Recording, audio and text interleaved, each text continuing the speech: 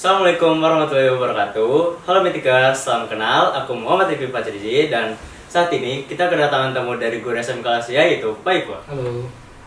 Nah Pak Ipul, bagaimana kabarnya hari ini? Alhamdulillah untuk hari ini kabarnya baik-baik aja. Rifki gimana kabarnya? Alhamdulillah baik juga.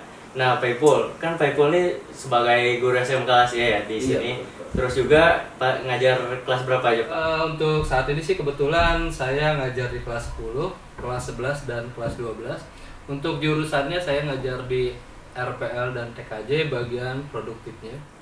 Kira-kira di jurusan TKJ dan RPL itu belajar apa aja Pak? Nah, untuk di TKJ ini sendiri saya belajar tentang hardware-nya ya. Jadi bagaimana sih tentang perangkat kerasnya. Selain itu juga saya mengajarkan bagaimana tentang pemasangan jaringan.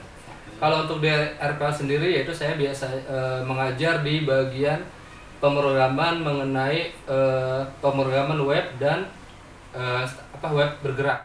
Berarti membuat jaringan dan membuat web juga ya? Betul-betul. Langsung ke pertanyaannya Pak, bagaimana perkembangan teknologi pada zaman saat ini Pak? Untuk saat ini sih perkembangan teknologi ya lumayan cukup signifikan ya. Jadi kita nggak perlu munafik ya sama perkembangan teknologi. Saat ini industri masuk ke 5.0 ya. Hampir semua kegiatan itu dilakukan menggunakan teknologi, mulai dari pendidikan, kesehatan, militer, bahkan saat ini pun Gen Z itu ya tidak lepas kesehariannya dari teknologi. Banyaklah untuk teknologi itu sangat berkembang pesat. Terus yang kedua, bagaimana kayak pengaruh anak-anak tuh di generasi Gen Z ini kayak seringan main HP atau apa gitu Pak? Sebenarnya sih pengaruhnya ya ada yang dibilang positif, ada juga dibilang negatif ya. Tergantung dari bagaimana pemahamannya ya. Kalau dibilang positif ya gimana caranya sih kita dengan teknologi yang berkembang ini bisa dimanfaatkan, kita bisa menghasilkan kegiatan yang menyenangkan sambil menghasilkan cuan ya. Zaman sekarang ya cuan itu ya dibilang butuh ya sangat butuh ya. Dengan teknologi yang sangat berkembang, kita dengan mudahnya itu bisa menghasilkan cuan. Contohnya kita punya produk.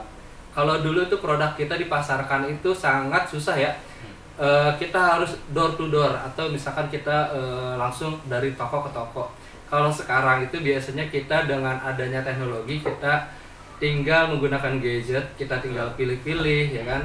Tinggal check out ya, apalagi sekarang toko online itu sudah banyak yang berkembang. Kita bisa menghasilkan cuan dengan teknologi dan toko online saat ini. Kita tinggal buat aja tuh namanya toko online, pemasarannya bagaimana, produknya apa, kita bersaing secara sehat lah gitu. Tapi kira-kira yang kayak toko online gitu, kayak pembuatan gitu, kira-kira udah diajarkan di SMK Asia belum Pak? Sebenarnya kalau untuk toko online sih sudah masuk ke kurikulum ya tentang bagaimana sih kewirausahaan ya. Apalagi zaman sekarang itu tidak lepas dari gadget ya. Iya. Anak sekolah aja mulai dari SD, SMP, apalagi kita SMK ya, itu gadget itu sangat butuh ya. Dengan adanya gadget itu kita diajarkan bagaimana sih kita membuat toko online ya kan, memasarkannya, kita komersialnya bagaimana sih harganya itu bisa bersaing mulai dari tingkat SD, SMP, SMK itu dengan harga segitu kita bisa menghasilkan laba yang cukup besar. Jadi nggak rugilah kalau kita belajar kewirausahaan secara digital dengan toko online. Dan pertanyaan terakhir Pak, kayak semisal kayak banyak anak-anak nih yang pengaruh teknologi tuh terlalu sering gitu Pak main HP ya.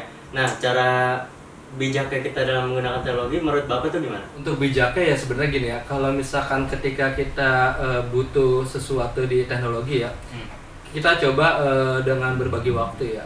Ada kalanya kita menggunakan teknologi untuk kepentingan yang baik ya, ada kalanya juga kita menggunakan secara manual. Contohnya gini, ketika kita berbicara ya, nggak mungkin dong kita yang namanya face to face itu menggunakan namanya handphone. Kita asik main handphone, sedangkan kita sedang lagi ngobrol kan. Nah itu kesana seperti apa kan?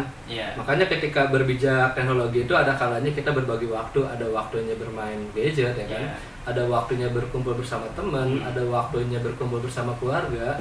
Jadi ketika kita